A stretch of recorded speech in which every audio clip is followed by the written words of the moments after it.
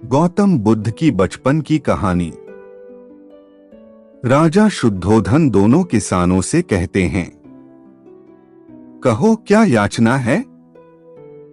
उन दोनों किसानों में से एक किसान अमीर था और दूसरा गरीब। अमीर किसान का नाम गौरी था और गरीब किसान का नाम कुशल। गौरी राजा शुद्धोधन से कहता है, महाराज, इस कुशल ने मुझसे पिछले वर्ष अनाज उधार लिया था, यह कहकर कि यह मुझे इस वर्ष लौटा देगा। परंतु महाराज, इसने मुझे आज तक वह अनाज वापस नहीं लौटाया। कुशल कहता है, कैसे लौटाऊं महाराज? पिछले 2 वर्ष से बरसात के कारण फसल नष्ट हो रही है। इस साल भी कुछ हाथ नहीं लगा। गौरी कहता, कुशल असत्य बोल रहा है। महाराज, आप चाहे तो अपने सिपाहियों से पूछ सकते हैं, जब वे इसे लेने गए थे उस समय भी यह अपने गेहूं को तेल लगाकर बोरियों में भर रहा था। कुशल कहता है, महाराज, मेरे पास 2 ही बोरी गेहूं हैं। उसी से मैं अपने परिवार का पोषण पूरे वर्ष करूंगा। गेहूं को तेल लगाकर इसलिए रख रहा था ताकि वो खराब ना हो। अगर मैं उन 2 बोरी गेहूं को भी गौरी को दे दूंगा तो हम खाएंगे क्या? गौरी कहता है, महाराज, यदि यह मुझे अनाज नहीं दे सकता तो अपने खेत दे दे।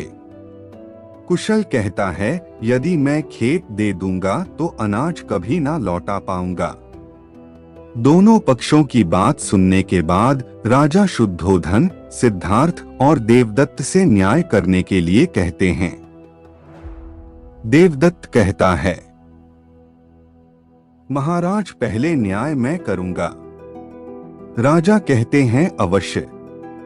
देवदत्त कहता है, महाराज, मेरा मत है कि कुशल ने गौरी को दिया हुआ वचन पूरा नहीं किया, इसलिए कुशल को गौरी को अपना खेत दे देना चाहिए। देवदत्त का मत सुनते ही कुशल रोने लगता है।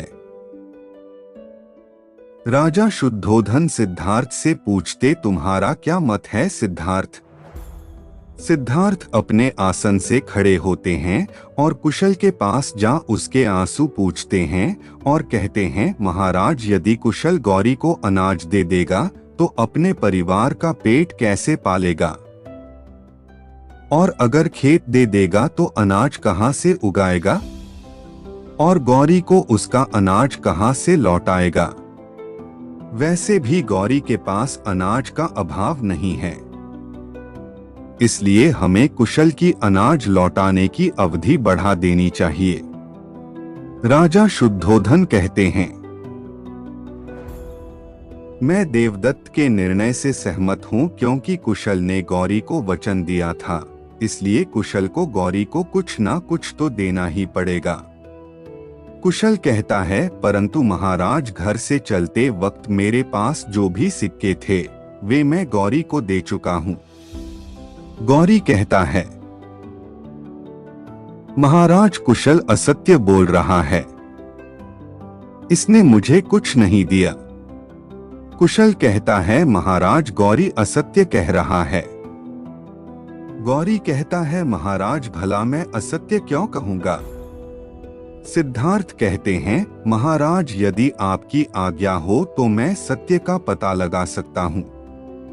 राजा कहते हैं, अवश्य। सिद्धार्थ गौरी से सिक्के लेकर पानी में डाल देते हैं और राजा शुद्धोधन से कहते हैं, महाराज, ये सिक्के कुशल के हैं। राजा पूछते हैं, इस बात का क्या प्रमाण है कि ये सिक्के कुशल के हैं? सिद्धार्थ कहते हैं, जब कुशल ने गौरी को सिक्के दिए थे उस समय कुशल अपने गेहूं को तेल लगा रहा था और वह तेल इन सिक्कों पर अभी भी लगा हुआ है। सिद्धार्थ की बुद्धिमता देख सभा के सभी सदस्य उनकी जय जयकार करने लगते हैं। राजा शुद्धोधन कहते हैं, कुशल ने अपना वचन निभाया, इसलिए कुशल की अनाज लौटाने की अवधि बढ़ा दी। जाती है और गौरी को असत्य बोलने के कारण 10 कोड़े मारने का आदेश दिया जाता है। राजा का आदेश सुन गौरी रोने लगता है। सिद्धार्थ राजा से कहते हैं, महाराज गौरी को क्षमा कर दीजिए, यह आज के बाद असत्य नहीं बोलेगा। राजा कहते हैं, मैं इसे क्षमा तभी कर सकता हूँ जब इसका कोई उत्तरदायित्व ले कि यह आज के बाद कभी असत्य नहीं बोलेगा। सभा का हर सदस्य गौरी का उत्तरदायित्व लेने से मना कर देता है। जब गौरी को कोड़े मारने के लिए ले जाया जाने लगता है, तब सिद्धार्थ कहते हैं, महाराज गौरी का उत्तरदायित्व मैं लेता हूँ। सिद्धार्थ की बात सुन देवदत्त सिद्धार्थ से कहता है, उत्तरदायित्व लेने का अर्थ पता भी है सिद्धार्थ। यदि गौरी ने दोबारा असत्य बोला तो कौड़े तुम्हें खाने पड़ेंगे। सिद्धार्थ कहते हैं, मैं जानता हूँ ज्येष्ठ। सिद्धार्थ के इस निर्णय से राजा शुद्धोधन को बहुत पीड़ा होती है, क्योंकि सिद्धार्थ का निर्णय करुणा से भरा हुआ था। दोस्तों, आप सबको यह गौतम बुद्ध की कहानी कैसी लगी कमेंट बॉक्स में जरूर बताना और हमारे YouTube channel HQ Hindi quotes को भी सब्सक्राइब कर ले।